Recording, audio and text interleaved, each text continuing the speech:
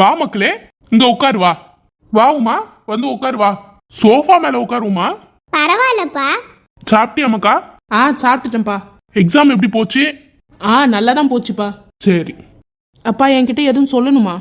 ஆமா மக்கா, நீ எப்படி கண்டுபிடிச்சா? அம்மா வந்த உடனே சொன்னாங்கப்பா, அப்பா ஏதோ உன்கிட்ட முக்கியமான விஷயத்த பத்தி பேச போறாருன்னு. ஆமா, முக்கியமான விஷயம்தான். என்னதுப்பா? தயங்காம சொல்லுங்க. அப்பா, உன் கல்யாண விஷயத்த பத்தி தான் யோசிச்சுட்டு இருக்கேன். அத பத்தி அப்பா இப்போவே பேசணும்? அப்பாக்கு இந்த நேரத்துல இத பத்தி பேசினா கரெக்டா இருக்குமோன்னு தோணுது. இன்னொன்னு சொன்னா நீயே ஷாக் ஆயிடுவ. என்னதுப்பா? நான் ஒரு பையனை கூட செலக்ட் பண்ணி வச்சிருக்கேன். பையனா? ஆமாமா, ஆனா கண்டிப்பா உன் விருப்பத்தோட தான் எதுவா இருந்தாலும் பண்ணுவேன், பயப்படாத. சேச்சே, நீங்க அப்படி பண்ணவே மாட்டீங்க, எனக்கு தெரியாதா? இருந்தாலும் இவ்வளோ வேகமா எல்லா வேலையும் முடிச்சு வச்சிருக்கீங்களே, அதான். உனக்கு தாமா இது வேகமான முடிவு. நான் ஏற்கனவே இதை ரொம்ப நாளா பண்ணிட்டு தான் இருக்கிறேன். உனக்கு இப்ப வேணான்னு தோணுதுன்னா சொல்லிடு, கொஞ்ச நாள் வெயிட் பண்ண கூட சொல்லலாம். யாரு எவருன்னு நான் தெரிஞ்சுக்கலாமா? எல்லாம் உனக்கு தெரிஞ்ச பையன் தாமா. நான் சொன்னலமா ஏற்கனவே, சர்ச்சில் என் கூட திருவிழா டைம்ல ஒரு பையன் வேலை செஞ்சான்னு. ஓ, அவரா? ஆமாமா, அவர் தான். என்ன பேசிக்கிறீங்க?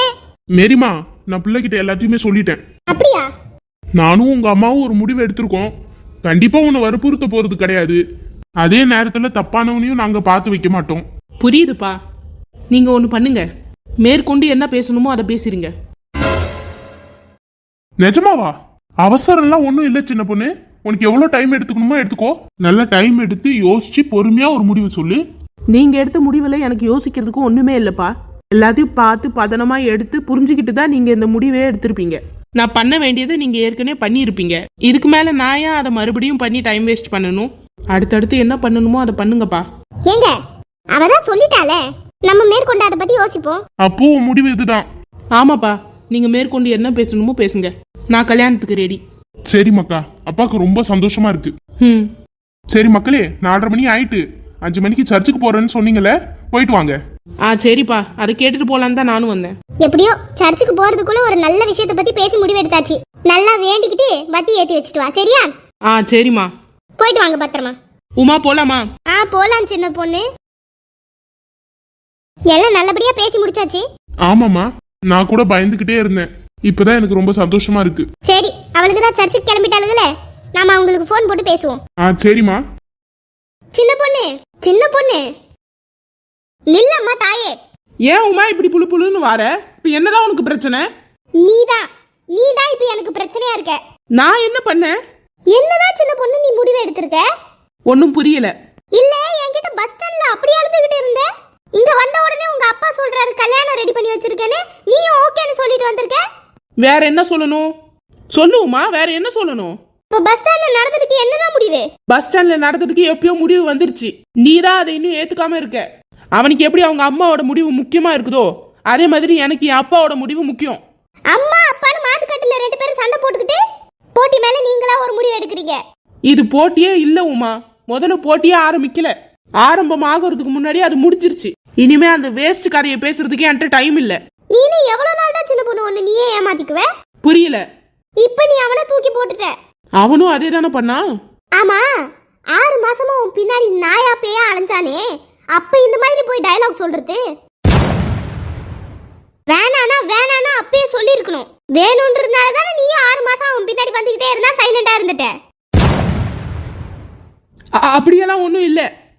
நாம கண்டுக்காம இருந்தா அவனாவே அவன் வேலையை பார்த்துக்கிட்டு போயிடுவான் தான் நான் நினைச்சேன். ஓ, இப்ப நம்ம சர்ச்சுக்கு தானே போறோம், வந்து அங்க சத்தியம் பண்ணி சொல்லு. அவன் என் பின்னாடி வரக்கூடாதுன்றதுக்காக தான் நான் வாயை மூடிக்கிட்டு கவனிக்காம போனேன். அவன் என் பின்னாடி வரணும்ன்றதுக்காக நான் அப்படி பண்ணலன்னு வந்து சத்தியம் பண்ணுவா. வா சின்ன பொண்ணு, வந்து பண்ணு.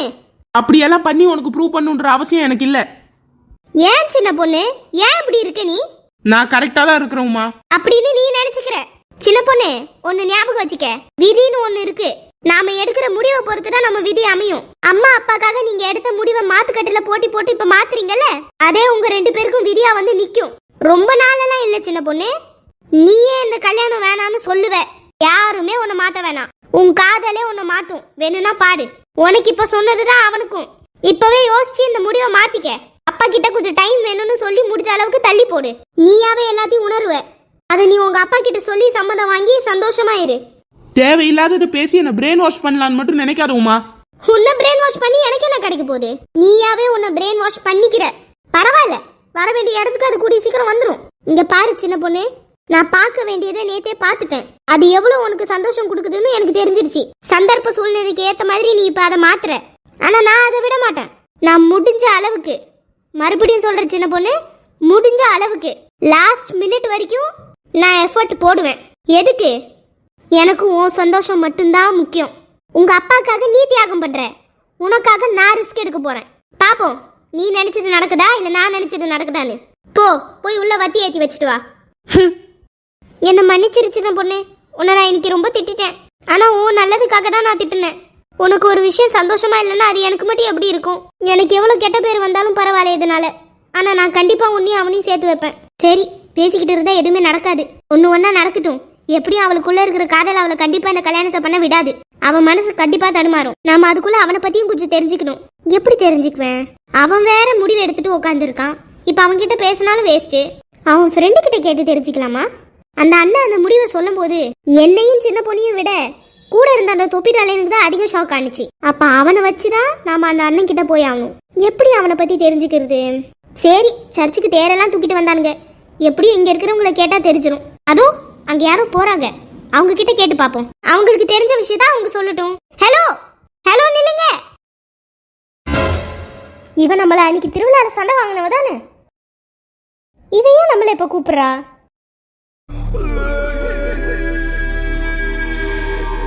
என்ன என்ன இந்த பொம்பளை எப்படி மூஞ்சில் அடிச்ச மாதிரி கத்துரு? சரி, நம்ம வேலை முடியணும், கேட்டு தொலைவோம். ஒன்றும் இல்லைங்க, உங்க முடியில இருந்த அந்த ஒத்த ரோஜா அவ்வளோ அழகா இருந்துச்சா? பின்னாடியே இவ்வளோ அழகா இருக்கே, முன்னாடி நீங்க எவ்வளோ அழகா இருப்பீங்கன்னு பாக்குறதுக்கு தான் கூப்பிட்டேன். சும்மா சொல்லக்கூடாதுங்க, பின்னாடி விட முன்னாடி தான் இன்னும் லட்சணமா இருக்கீங்க. அதுவும் இந்த 4 முடி இருக்கு பாருங்க, செம்மையா இருக்கு.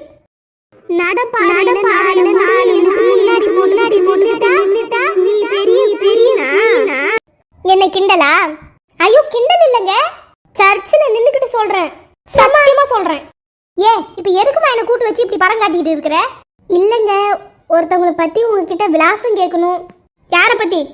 திருவிழால தேர் தூக்குனாங்கல்ல 2 பேரு, அவங்கள பத்தி தான் கொஞ்சம் தெரிஞ்சுக்கணும். இவையா செல்வா வர்கீஸை பத்தி கேக்குறா?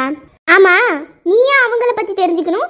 இல்லைங்க, ஒரு சின்ன வேலை, தெரிஞ்சா சொல்லுங்க, இல்லைன்னா பரவாயில்ல, நான் வேற யார்கிட்டயாவது கேட்டுக்கிறேன். பரவாயில்லையே, கரெக்டான ஆள்கிட்ட தான் வந்து கேட்டிருக்கேன். என்ன சொல்றீங்க? ஆமா, விலாசம் என்ன விலாசம், கையோட கூட்டிட்டு போய் வீட்டிலேயே நிறுத்திடுவேன். அந்த அளவுக்கு உங்களுக்கு தெரியுமா? வாரையா, கூட்டிட்டு போறேன். ஐயோ வேணாங்க, அந்த அளவுக்கெல்லாம் என்கிட்ட டைம் இல்லை. உங்களுக்கு அட்ரஸே தெரியுது, உங்ககிட்ட அவங்க ஃபோன் நம்பரும் இருக்குல்ல? இருக்கு.